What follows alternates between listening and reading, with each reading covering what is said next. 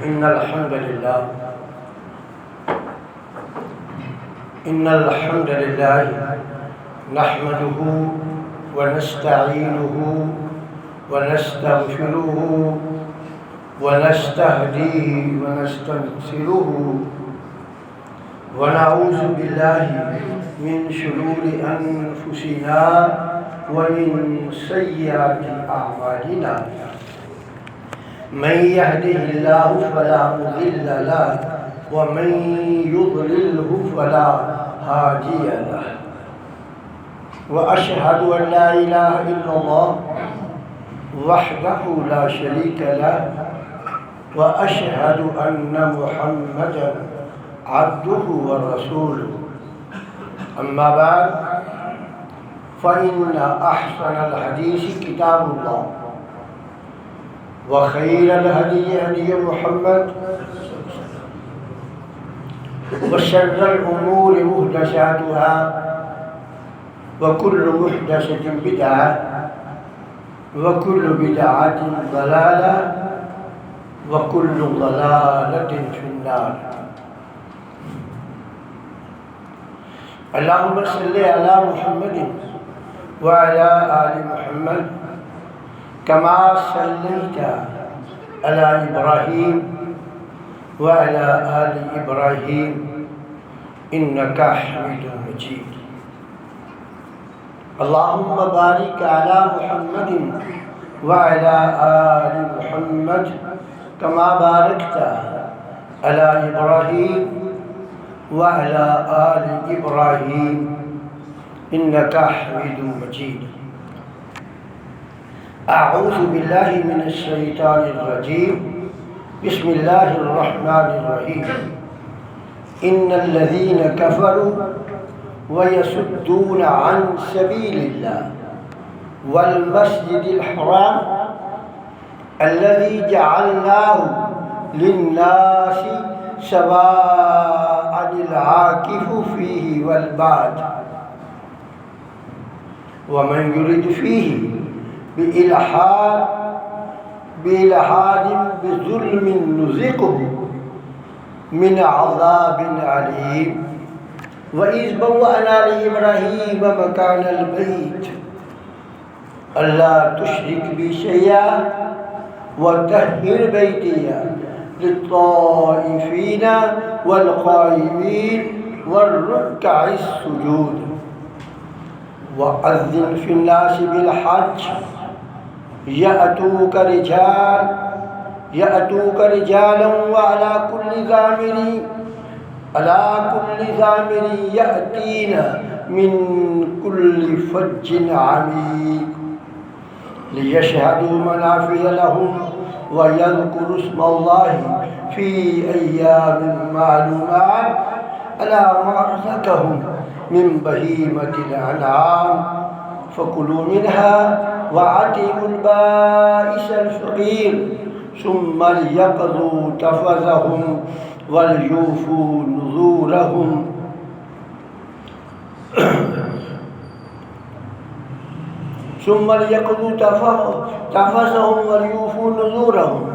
وليطوفوا بالبيت العتيق.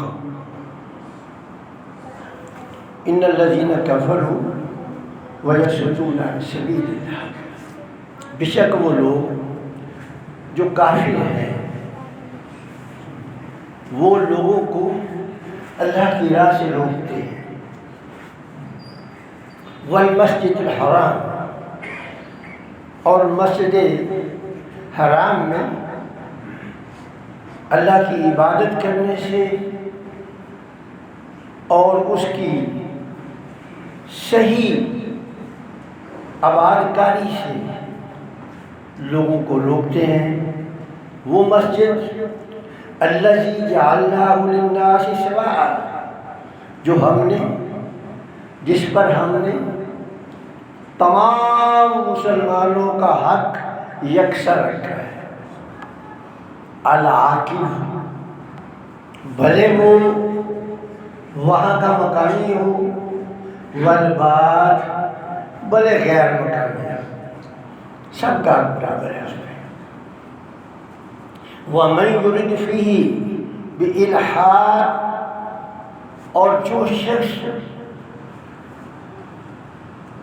حرم میں بے دینی پھیلانے کی کوشش کرے گا، شرک کی کوشش کرے گا، ظلم و زیادتی کی کوشش کرے گا، نُذِقْهُ مِنْ عَذَابٍ أَلِيمٍ، ہم اسے دردناک عذاب کا مزہ چکھائیں گے۔ وَإِذْ بَوَّأْنَا لِإِبْرَاهِيمَ مَكَانَ الْبَيْتِ، جب ہم نے ابراہیم علیہ السلام کو بیت اللہ کے پاس رکنے کے لیے جگہ دی، اللہ تشرک بی شیئا، تو ہم نے ان سے ایک عہد لیا کہ میرے اس گھر میں میرے ساتھ کسی کو شریک نہ ٹھہرا ہے۔ وَطَهِّرْ بَيْتِیَ، اور میرے اس گھر کو ظاہری اور باطنی نجاستوں سے پاک رکھا جائے، للطائفین، طواف کرنے والوں کے لیے، والقائمین، قیام کرنے والوں کے لیے، والرکع السجود، رکوع اور سجدے کرنے والوں کے لیے، وَأَذِّنْ فِي النَّاسِ بِالْحَجِّ، ابراہیم آپ نے بیت اللہ کو تعمیر کر لیا ہے، اب نا کھڑے ہو کر اعلان کر دو لوگوں میں کہ لوگوں حج کے لیے یأتوک رجال، یأتوک رجال، لوگ جو ہے نا یہاں پیدل چل کر بھی آیا کریں گے، اور صرف پیدل ہی نہیں، وَعَلَىٰ كُلِّ ضَامِرٍ، نہایت لاغر کمزور سواریوں پر بھی آئے گے، طاقتور پر تو آنے ہیں نا، لاغر سواریوں پر بھی آئیں گے جو نہیں چل سکتی، جب اس گھر کا رخ کریں گی وہ بھی دوڑیں گے۔ اللہ یأتین من کل فج عمیق، وہ اس گھر لوگ آئیں گے دور دراز اور گہری وادیاں، نشیبی علاقوں میں بھی لوگ یہاں آئیں گے، لِيَشْهَدُوا مَنَافِعَ لَهُمْ، اور وہ وہاں یہاں آ کے دنیا کے فوائد بھی حاصل کریں گے اور آخرت کے بھی کریں گے۔ عام ہے نا منافع، دنیا کا بھی آخرت کا بھی۔ اللہ اکبر، وَيَذْكُرُوا اسْمَ اللَّهِ فِي أَيَّامٍ مَّعْلُومَاتٍ، لیکن چند دن ان کو پابند کیا جائے گا کہ ان چند دنوں میں آپ نے نا دنیا کے فوائد حاصل نہیں کرنے، ان چند دنوں میں آپ نے یکسو ہو کر اپنے مالک سے اپنے تعلقات کو مضبوط کر لینا ہے۔ اللہ اکبر۔ پھر کیا کرنا فرمایا؟ الا ما رزقهم من بہیمۃ الانعام، پھر جو اللہ نے آپ کو چھپائے عطا کیے ہیں نا، وہ اللہ کی راہ میں قربان کرنے ہیں۔ فَكُلُوا مِنْهَا وَأَطْعِمُوا الْبَائِسَ الْفَقِيرَ، خود بھی کھانا ہے اور جو مصیبت زدہ ہے، بیمار ہے، تنگ دست ہے، معذور ہے، محتاج ہے، ان کو بھی کھلانا ہے۔ ثُمَّ لْيَقْضُوا تَفَثَهُمْ، پھر جب آپ نے یہ ارکان پورے کر لینے ہیں نا، پھر احرام کھول دینا ہے، اور پھر نہ آپ نے نہانا ہے، غسل کرنا ہے، اپنے جسم کی ظاہری میل کچیل بھی بہا دینی ہے، اور باطن کے اندر اوہام باطلہ کی اگر میل کچیل ہے تو وہ بھی نکال دیتی ہے، کیونکہ اللہ نے آپ کو پچھلے گناہ معاف کر دیے، وہ بھی میل کچیل ختم کر دینی ہے۔ اب جہاں اسے واپس جانا ہے، جسمانی طور پر بھی پاک ہو کر جانا ہے اور باطنی روحانی طور پر بھی یہاں سے آپ نے پاکیزگی لے کر جانا ہے۔ وَلْيُوفُوا نُذُورَهُمْ، اور اگر کسی نے کوئی نظر مانی ہے تو وہ بھی پوری کرنی ہے۔ اور پھر اس کے بعد آپ نے کیا کرنا ہے؟ وَلْيَطَّوَّفُوا بِالْبَيْتِ الْعَتِيقِ، جب آپ نے یہاں سے جانا ہے نا تو اس قدیم گھر کا طواف الوداع بھی کرنا ہے۔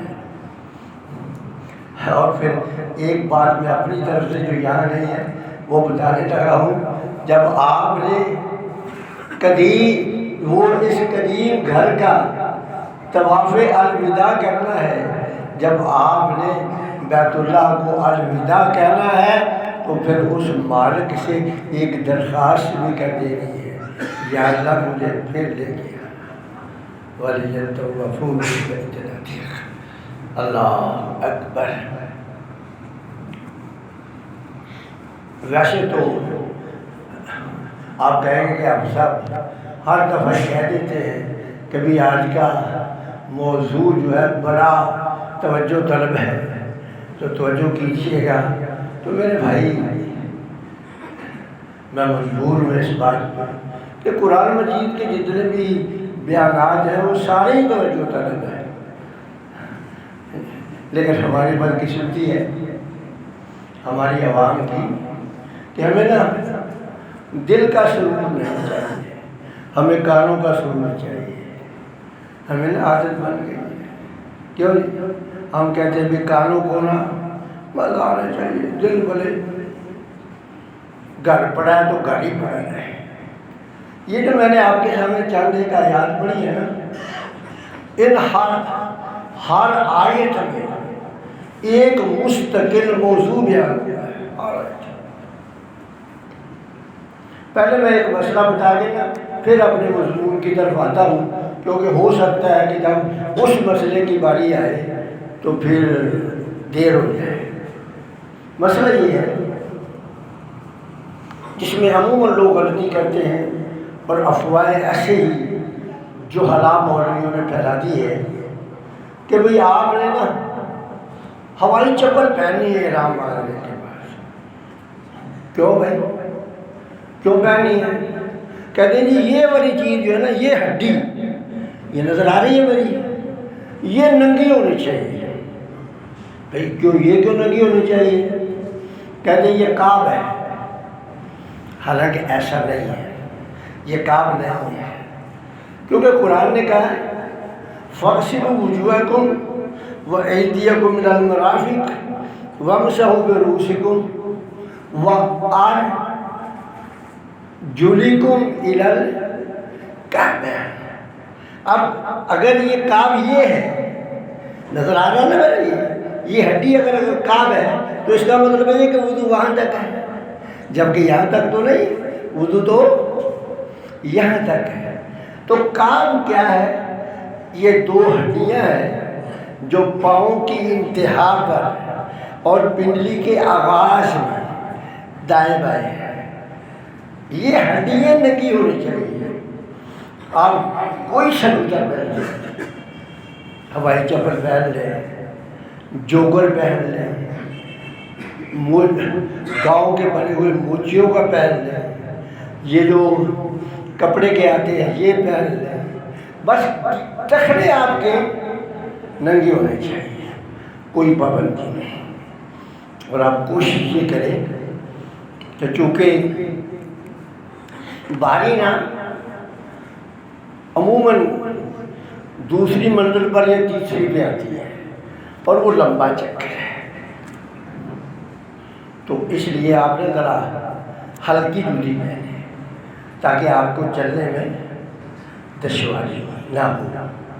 ایک بات، دوسری بات یہ ہے کہ ہمارے وہاں جو سعودی گورنمنٹ ہے اس نے پابندی عائد کی ہے، نیچے صرف وہی لوگ احرام کریں جو طواف کریں جو عمرہ کرنا چاہتے ہیں، جن کا طواف عمرے کا حصہ ہے۔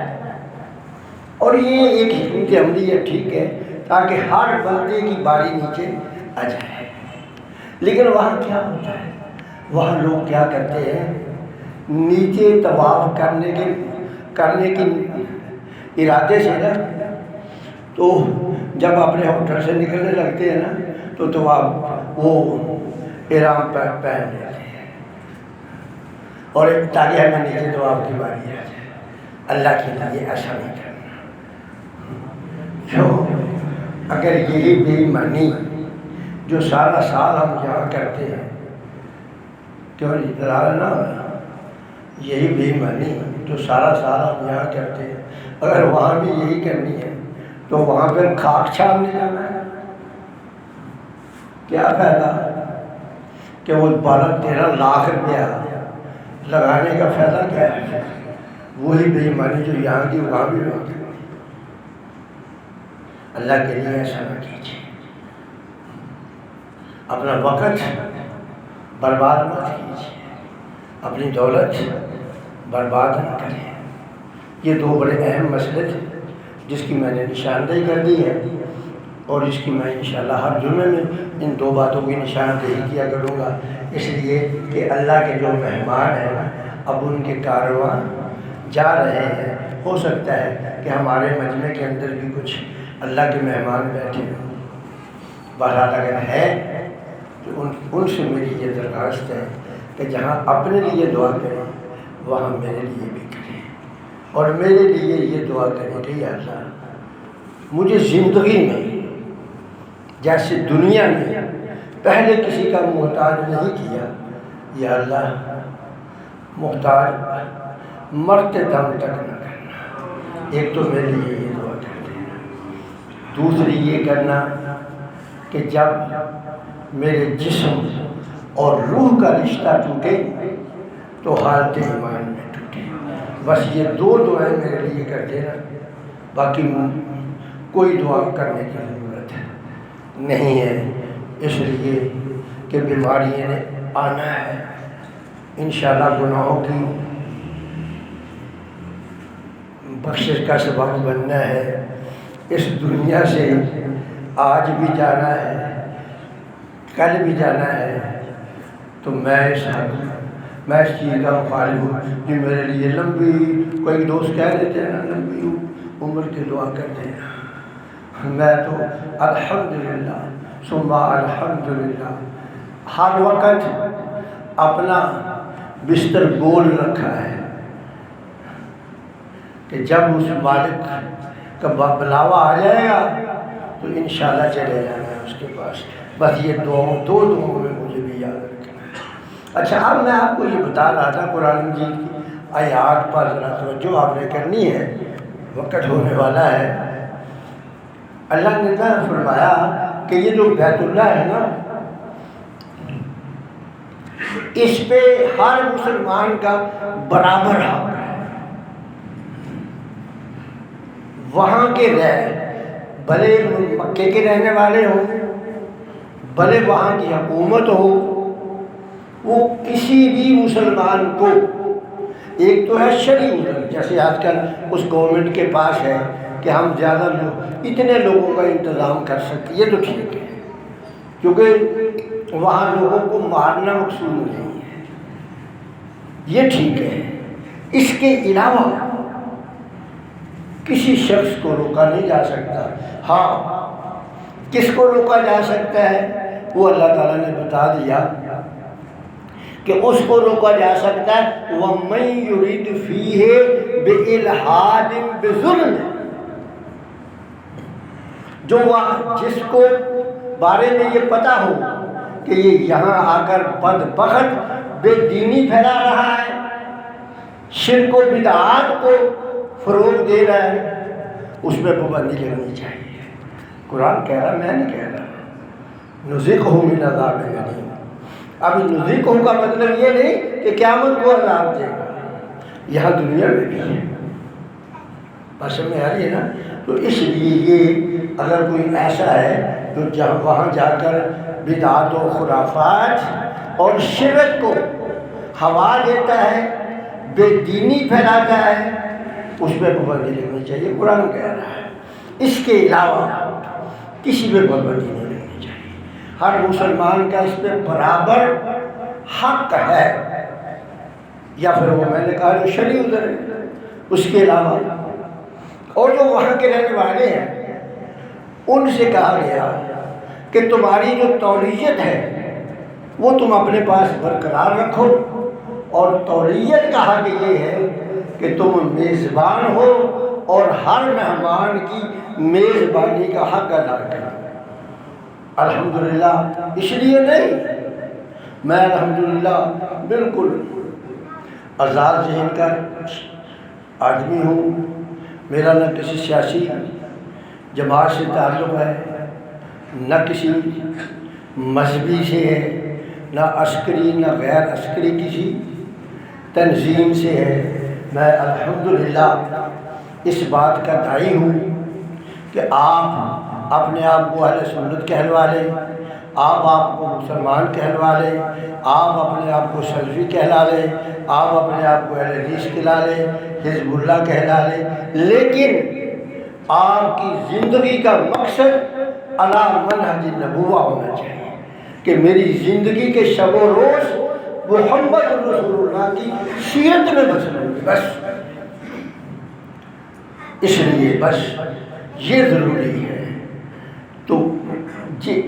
تو وہاں کے جو لوگ ہیں الحمدللہ ان میں ہوں اخلاقی برائی ہیں، مجھے نہیں پتہ اس کا، لوگ کہتے ہیں، لیکن بہرحال جو میزبانی کا حق ہے وہ وہاں کے لوگ الحمدللہ ادا کر رہے ہیں۔ اور یہ بات یاد رکھیں، ہر مسلمان ظاہر کا پابند ہے، کسی کے باطن کا پابند ہے نہیں ہے۔ اور ہم لوگ کیا ہے، ہم لوگ ظاہر کو فراموش کر دیتے ہیں اور باطن پہ فتوے لگاتے ہیں، جبکہ ہم پابند ہیں ظاہر کے، باطن کے نہیں۔ اللہ نے تو اپنے رسول کو بھی کہا کہ لست علیہم بمسیطر، آپ ان کے، اور رسول اللہ نے خالد بن ولید سے کہا، زید بن حارثہ سے کہا، جو زید بن حارثہ بھی بہت بڑا جنرل ہے اور خالد بن ولید بھی بہت بڑا جنرل ہے، اور غلطی ہوئی ان سے تو آپ نے انہوں نے کہا یہ ڈر کے کلمہ پڑھا ہے۔ رسول اللہ کا چہرہ غصے سے سرخ ہو گیا، فرمایا ہر شکستہ کلمہ، کیا تو نے اس کا دل مار کر دیکھا؟ تو ظاہر پہ فتویٰ آپ لگائیں گے، ویسے نہیں۔ تو بہرحال میزبانی کا حق ادا کریں۔ اچھا، جس طرح آپ کا حق ہے نا ہر مسلمان کا، اسی طرح مسلمان کا فرض بھی ہے، ثواب ہے نا۔ اللہ تعالیٰ نے کہا سوال العاقف فیہ والباد، کہ بھئی یہ جو بیت اللہ ہے نا اس میں سب برابر ہے، فرض بھی ہر ایک کا ہے۔ صرف اور صرف یہ بات یاد رکھیں، اگر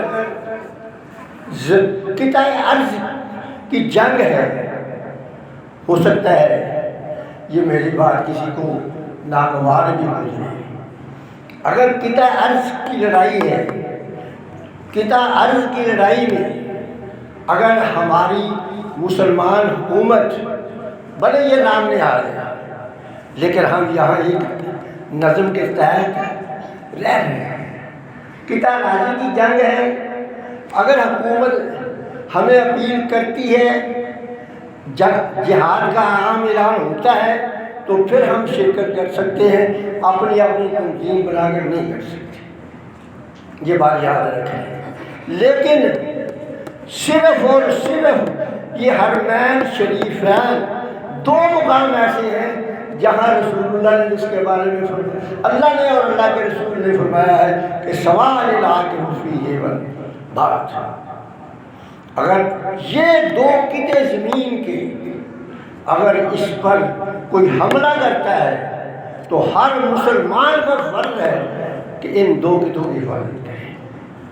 باقی اس کے علاوہ کسی کتے کی فتح جو ہے یہ انفرادی جہاد نہیں ہے، صرف یہ ایک انفرادی جہاد ہے۔ بس ختم کر لیں، ہم دو جملے ہیں۔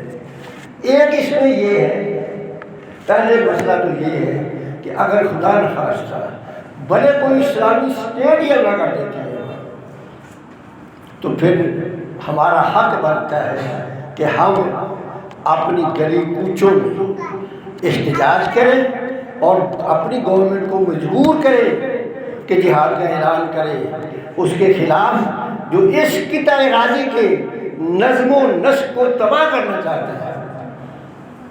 اور اگر ہماری گورنمنٹ نہیں مانتی ہماری تو پھر ہمیں اس کے خلاف بغاوت کر کے وہاں جانا لازم ہے، فرض ہے، کیونکہ یہ رب نے کہا ہے سواء العاقب فیہ والباد۔ بغاوت ہم کیوں کریں گے؟